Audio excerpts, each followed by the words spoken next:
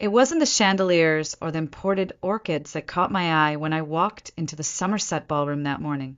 It was her voice, sharp, commanding, echoing across the marble floor like she owned every inch of it. Tinsley Calder, dressed in head-to-toe white like some kind of bridal influencer, stood in the center of the room waving her arms at my staff as if they were stagehands in her personal production. A young server passed by with a tray of wine glasses. She snapped her fingers, not even looking. "You there! Those glasses are all wrong. Where's the imported crystal I requested?"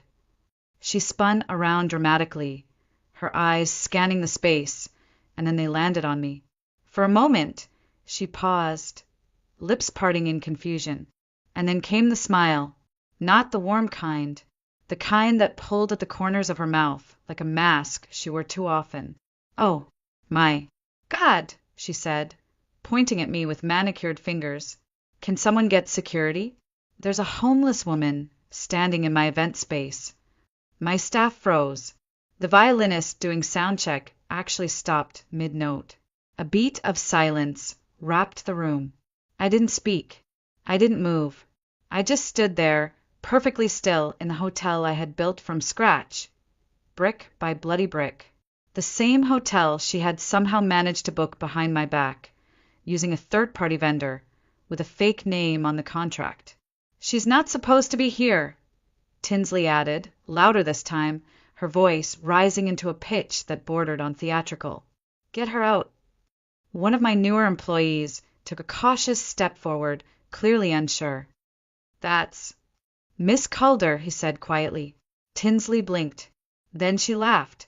"No, sweetheart," she said, brushing her hand through the air like swatting a fly. "Vivian Calder doesn't dress like that. Well, she lives in that sad little house by the vineyard, drives that dusty car. You really think she owns this?" She spun again for effect, arms wide, like a magician revealing a trick. That was the moment, the one I should have screamed, or maybe cried, but instead I smiled. A small, sharp smile only I understood. Because while Tinsley performed for her imaginary followers, while she basked in attention that didn't belong to her, she had no idea that she'd just made her final mistake. She wasn't trespassing in a hotel. She was trespassing in my story. 1 week earlier, the sun in Napa hung low behind the rolling hills when I pulled into the driveway of my parents' house. The vines across the valley had just begun to bloom, thick with the scent of springtime and a kind of memory I had long tried to forget. The porch light flickered like always, never fixed, always ignored, and for a moment I considered staying in the car. But guilt is a stubborn thing. It doesn't wait for a better time. It just calls and you answer. The front door creaked open before I knocked. My mother stood there in a silk blouse 2 sizes too tight, her smile stretched thin like icing over a dry cake. "Vivian, honey," she sang, kissing the air near my cheek. "Still wearing black, I see. You know, a little color wouldn't kill you." I forced a smile. "Hi, Mom." The smell of baked ham and something burnt wafted through the house. My father was already at the dining table, hunched over his plate like it held a secret. He didn't look up. "Dad," I offered. He grunted. That was more than usual. Then I saw her. Tinsley, draped across the love seat like a model mid-shoot, legs crossed, phone tilted just right to catch the light. Her hair was pulled back in a perfect bun, skin glowing with something that didn't come from genetics. "Well, well," she said, standing with a slow, practiced grace. "Look who finally decided to show her face. The elusive vineyard recluse returns. Did you finish alphabetizing your spreadsheets, or did your calculator break?" I didn't respond. I just stepped around her and sat at the table, across from an empty chair. The dining room was too quiet, the kind of quiet that only happens when a family is pretending. Mother poured wine without asking. Dad kept eating like chewing fast would get him out sooner. And Tinsley, of course, snapped a selfie mid-meal, adjusting her phone angle so my face didn't make the frame. I should have left. But instead, I picked up a piece of bread and tried to believe that this was just another dinner. Then Tinsley clinked her glass. I have something to share, she said, beaming. My 33rd is coming up, and I've decided it's going to be iconic. Kardashian level iconic. I sipped slowly. I found the perfect rooftop in the valley, she continued. Champagne wall, live jazz, drone footage, even a horse-drawn carriage. Think Paris, but warmer and with better lighting. She paused, letting the room fill with her fantasy. Total cost? Just under $180. I nearly choked. She turned to me, her voice smooth as poison. And you, big sister, get to make it happen. I mean, come on, it's not like you're doing anything real with your money. The room went silent. Even the old clock on the wall seemed to hesitate. I looked at Mom, waiting for her to intervene. She tilted her head. Sweetheart, it really would mean a lot to Tinsley. You've been so blessed lately. Isn't it time you gave a little back? Dad didn't say a word, didn't even blink. That was when it hit me. Not like a revelation, but like a quiet truth finally surfacing. I wasn't family. I was funding. I drove home without turning on the radio. The hum of the engine was the only sound I could stand, steady and unchanging, like the breath I had to remind myself to take. My little house sat tucked between two hills on the edge of the valley, half hidden by olive trees and wild roses I never got around to pruning. The porch light worked here. It always had. Inside, I kicked off my shoes, poured a glass of red, and sat at the kitchen island. No music, no TV, just silence. The kind that stretches out like a blank page and dares you to write something on it. My laptop blinked at me from across the counter, waiting for me to pretend everything was normal. Then my phone buzzed. Aina, check Tinsley's Instagram. I hesitated for exactly 3 seconds before unlocking the screen. And there it was, a video story, a split screen. On the left, Tinsley, wrapped in a designer robe, sipping champagne and laughing with her event planner. The lighting was golden, the music soft and smug. On the right, a video of my car pulling into my driveway. My old Volvo, paint slightly faded from too many summers under the sun. Windows down. My hair pulled back. No makeup. The caption read, "When your rich sister lives like she's in witness protection." I stared. The comments were already rolling in. At least she's not pretending to be someone she's not. That house screams therapy bills. LMFAO, she drives that. My jaw tightened until I thought it might crack. I wanted to say something, to write a long, eloquent post about what it meant to build something from scratch, about nights spent with nothing but coffee and spreadsheets, about how every tile in that hotel had passed through my hands, every beam chosen, every flower planted with intention. But I didn't write a word. I just sat there, staring, as strangers laughed at a life they didn't understand, as my sister turned me into a joke for likes, as the girl I once shared a bunk bed with turned me into entertainment. She thinks this is about a birthday party. She has no idea what she just started. 2 days passed. I ignored every call, every text. Aina even offered to take my phone and throw it into the Napa River, and honestly, I almost let her. But instead, I shut off notifications and buried myself in zoning permits and vendor invoices. I worked like a woman, trying to sand down the edges of her rage. And still the video stayed up. Still the likes climbed. Still, people who didn't know my name reposted it with laughing emojis and hashtags. Aina tapped her fingers on the conference table. She's not going to stop. I know, I said, but she's not the one I'm worried about. She raised an eyebrow, but I didn't explain. Not yet, because I'd seen it coming, not all at once, but in slow pieces, like a leak behind drywall. And now the wall had cracked, and behind it rot. That afternoon, the sky over Napa dimmed behind a layer of silver clouds. I was reviewing vendor contracts when I saw the outline of a woman through the frosted glass of my office door. Familiar posture, too familiar. My stomach sank. Celeste Calder never made appointments. She breezed in like wind through an open gate, arms full, perfume arriving 3 seconds before her.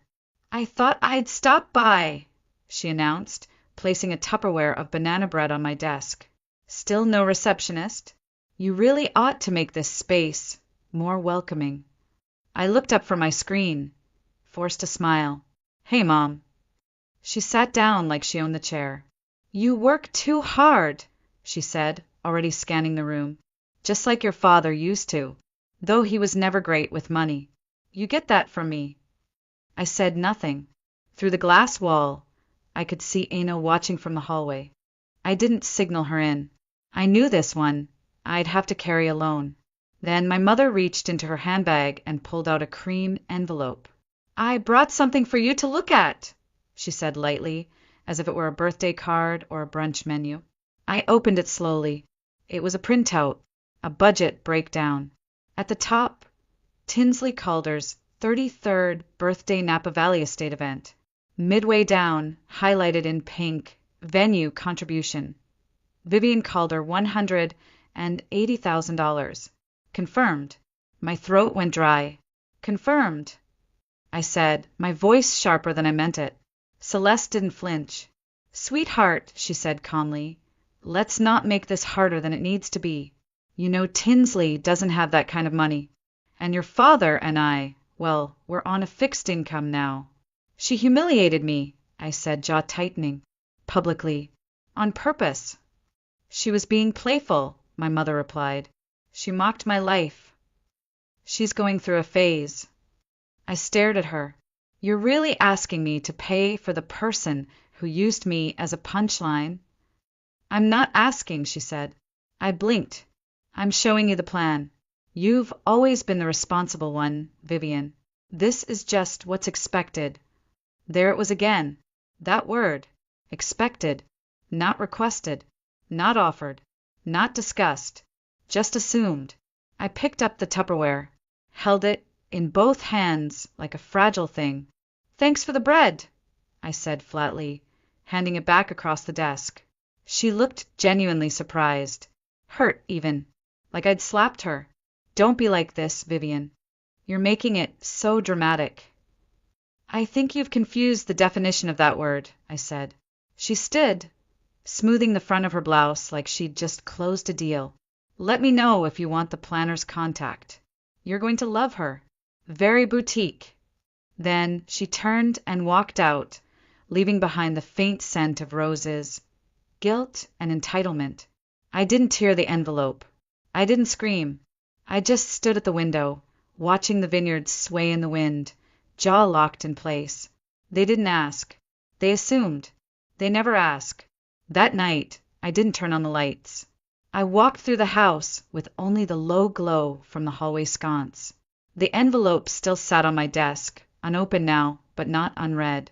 The banana bread sat wrapped in plastic on the kitchen counter, like a peace offering laced with quiet threat. I poured another glass of wine.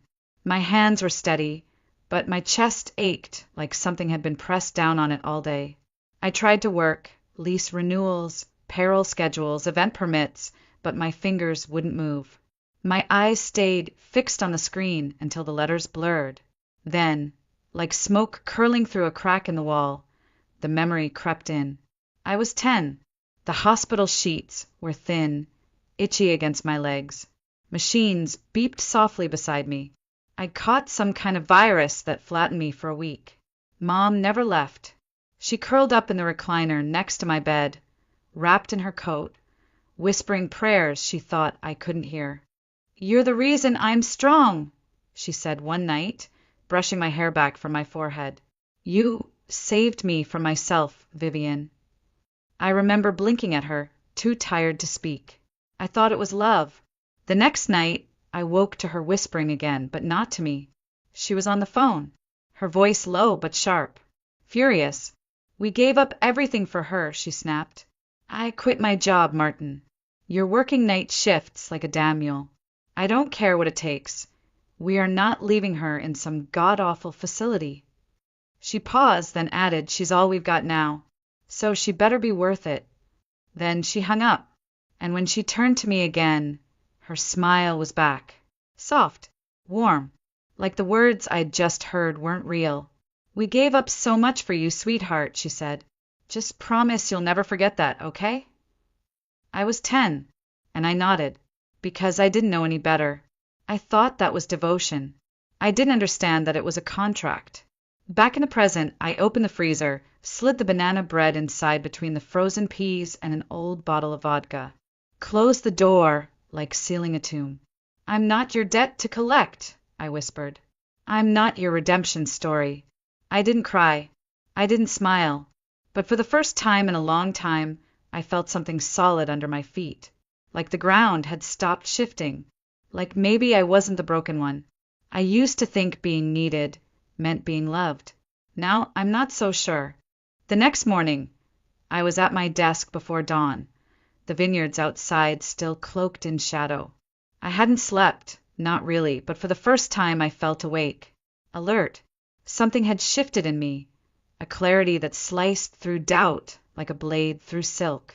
My inbox blinked impatiently with unread emails, client inquiries, vendor confirmations, requests for tastings. But none of it seemed important now. I was staring at the screen, eyes narrowed, when Aina walked into my office holding a thick, cream-colored envelope. "Courier dropped this off," she said, setting it down carefully as if it might bite. "From Tinsley's fiancé's assistant.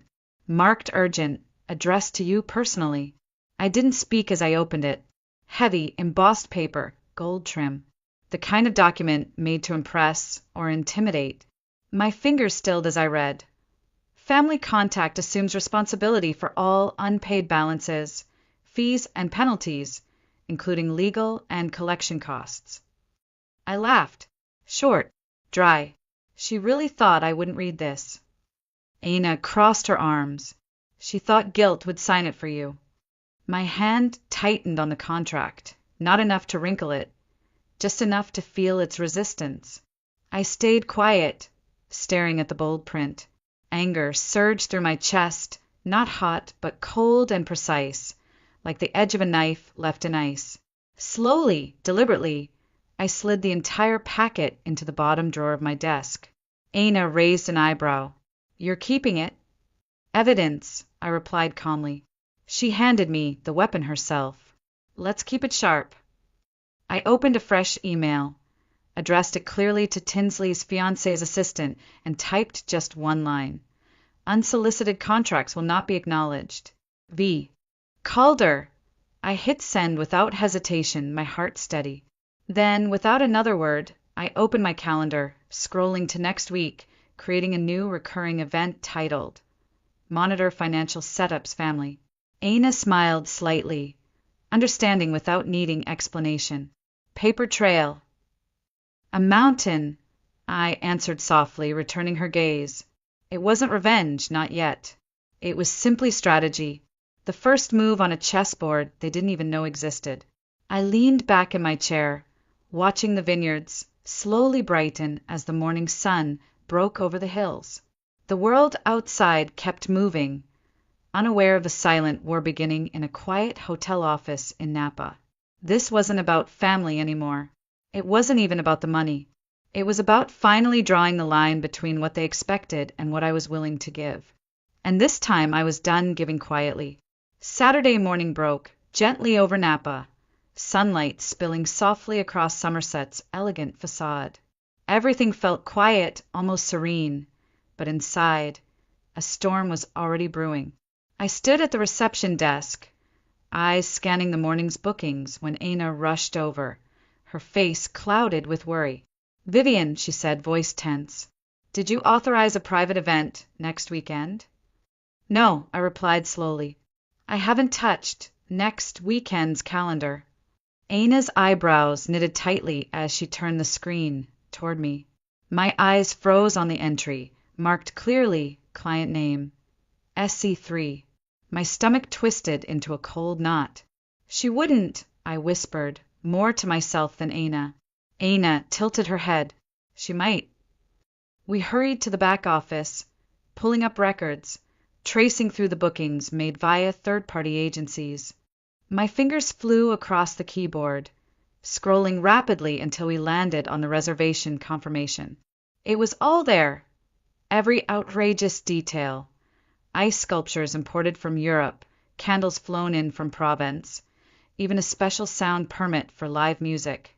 And under contact details, disguised carefully yet carelessly obvious, SC3 Productions, Tinsley called her. My breath caught sharply. She booked my own hotel, right under my nose. Aina's gaze hardened. She's counting on you backing down in public. My jaw tightened, a quiet, controlled rage simmering beneath the surface. Then let's make sure she earns every inch of it. From the security room, we watched footage from yesterday afternoon. Tinsley strutting confidently through the ballroom, waving directions at her event planner. Her movements dramatic, exaggerated for her imaginary audience, acting like she owned the very ground beneath her feet. She has no idea she's being recorded, Aina muttered quietly. I leaned back, arms crossed tightly, never once taking my eyes off the screen. She thinks I won't dare challenge her openly. Aina glanced at me, understanding dawning across her features. What are you thinking? I took a slow breath, feeling something lock firmly into place inside me. Document everything. Every interaction, every demand, every insult. I want a file so thick it speaks louder than any denial. She nodded once, decisive. Consider it done. We stepped back into the foyer just as the morning bridal brunch began to fill the room with soft laughter and gentle chatter. They moved in quiet celebration, blissfully unaware of the battle quietly unfolding behind closed doors. This wasn't about candles or contracts anymore. It wasn't even about a birthday party. It was about control, about who really owned the name on the gate. And this time, Tinsley had crossed the wrong line. She had unknowingly given me exactly what I needed, a stage, an audience, and a reason. I would not shout, I would not scream, but the message would be unmistakable. She thought she was untouchable. She was about to find out she was wrong. 2 days later, the Somerset ballroom glittered under 1,000 tiny lights. Orchids cascaded elegantly along marble banisters. Golden chairs gleamed beneath ivory linens, and waiters in crisp uniforms moved gracefully through the crowd, carrying trays of champagne. It was perfect, almost painfully so. From my vantage point above the terrace, hidden from view, I watched as Tinsley swept through the grand entrance. Cameras flashed like miniature stars orbiting her. She smiled broadly, her gown shimmering as she waved casually at the carefully curated crowd. Reporters leaned in, eager for her words. The chandeliers were imported from Austria, she said proudly, voice ringing clear and bright. Everything you see here was personally curated. You don't find quality like this just anywhere. A young journalist raised her hand eagerly. And who owns this stunning venue, Miss Calder? Tinsley hesitated, just a heartbeat too long. We have connections, she answered vaguely, eyes darting slightly. Let's just say the owner prefers discretion. That was my cue. I adjusted the cuffs of my navy blazer, straightened my spine, and walked down the grand staircase. Each step calm, deliberate, undeniable. Heads began to turn, whispers following in my wake. Tinsley's confident posture faltered, eyes widening slightly as I approached. The room grew quiet enough to hear the gentle clink of crystal glasses set down hurriedly onto tables. Actually, I said clearly, softly enough to force everyone to lean in, the owner is standing right here. Tinsley's face drained of color, her lips parting silently. Cameras shifted focus immediately, lenses aimed at me like arrows seeking a target.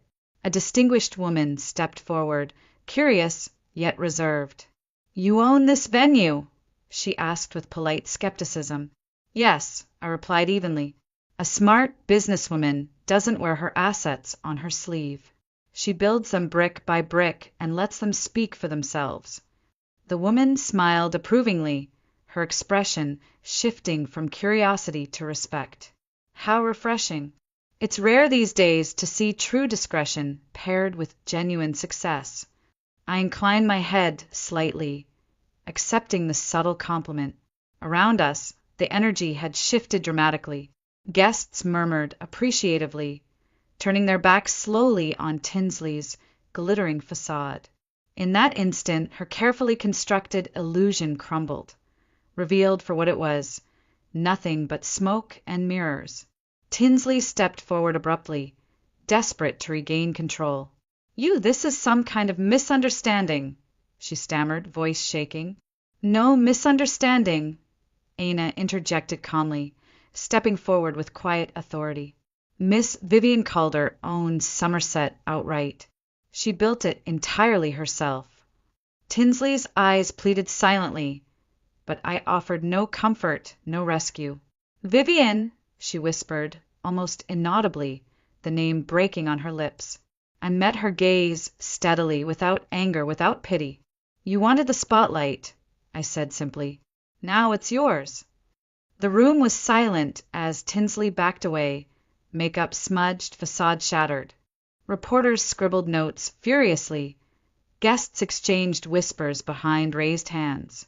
I turned slowly toward the crowd, composed and unshakable, feeling their respect like sunlight warming my skin. I hadn't needed revenge. The truth had done it for me. Later that night, I returned home and turned off every light except the soft glow above the kitchen sink. Shadows filled the house, comforting rather than empty. The silence felt different now. It wasn't the kind that choked you, but the kind you chose, the kind earned by walking away clean. As I poured myself a cup of tea, the phone buzzed softly against the counter. The caller ID read Dad. For a moment, I considered ignoring it, but something urged me to answer. When I picked up, his voice came through hesitant, weary. Vivian, he began carefully, like stepping onto thin ice. Your mother is upset. I didn't respond. He took a shaky breath. We just want the family to stay intact. Intact? I echoed softly. It's never been intact, Dad. It's been built around Tinsley like a house of cards. He didn't deny it. Silence filled the line again, heavy and fragile. Finally, I spoke gently. I'm not angry anymore. I'm just done. You don't mean that, he whispered. I do. I hung up gently, sliding the phone into the drawer beside the sink, closing it like sealing a quiet goodbye. The distant lights of Napa blinked softly outside the window, small islands of warmth in the darkness. Music drifted faintly from a vineyard tasting room down the road, melancholy and comforting. I stood still for a long while, feeling something new and unfamiliar settle deep within my chest. Not sadness, not joy, just a steady, quiet sense of freedom. My phone buzzed again, a text this time. My hand reached out slowly, half expecting another argument. But instead, I found a message that stopped me cold. You were right. I should have stood up. I'm sorry, Dad. I read it 5 times. Then, slowly, deliberately, I deleted it. But as I did, a quiet smile touched my lips. It wasn't forgiveness exactly, nor was it bitterness. It was simply acceptance, something lighter, clearer, sharper. I used to think revenge would taste sweet, like victory or triumph. But it didn't. It tasted like this, a peaceful, quiet exhale, releasing years of guilt that were never mine. Somerset continued to thrive. Bookings flooded in faster than ever before, news outlets sniffed around for interviews, and Aina joked that we'd soon need another location just to handle demand. And yet, none of it felt frantic anymore. Everything felt clear, deliberate, unhurried. Late that night, out of sheer curiosity, I checked Tinsley's social media. Her latest video was muted, stripped of the glamour she once wore like armor. No filters, no background music, just raw silence. I didn't watch all of it, not because I couldn't, but because I didn't need to. I closed the app, turned my phone face down, and took another sip of tea. Maybe that was the real revenge, not winning, not defeating someone else, but choosing myself quietly without explanation. Maybe peace isn't when they finally treat you right. Maybe it's when you start treating yourself like you matter. sitting alone in the soft darkness of my kitchen. I let the silence wrap around me like an old, familiar blanket.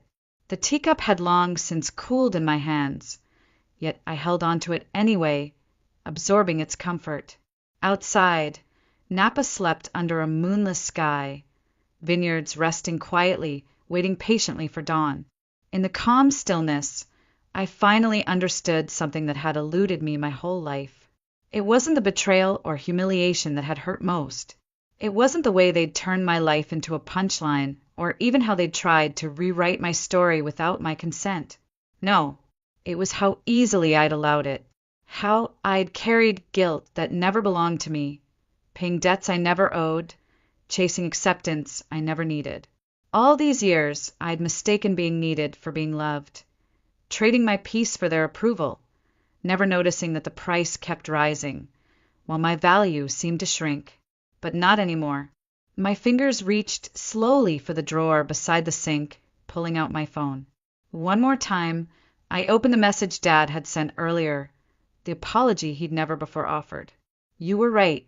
I should have stood up. I'm sorry." I read the words quietly once more, feeling their weight, letting them settle inside my chest. Then, gently but firmly, I deleted it again, not out of anger or resentment, but because I no longer needed anyone else's validation to confirm my worth. Outside, the valley began waking softly beneath the first rays of sunlight. Birds whispered softly in the olive trees, a gentle rustle of leaves greeting the morning. Somerset would soon fill with the quiet hum of staff preparing for another busy day, another wedding, another celebration of life that had nothing to do with proving anything to anyone. And that was the victory, the quiet kind, the kind that doesn't demand applause or validation, the kind found in small gestures, in moments spent alone, realizing you're enough.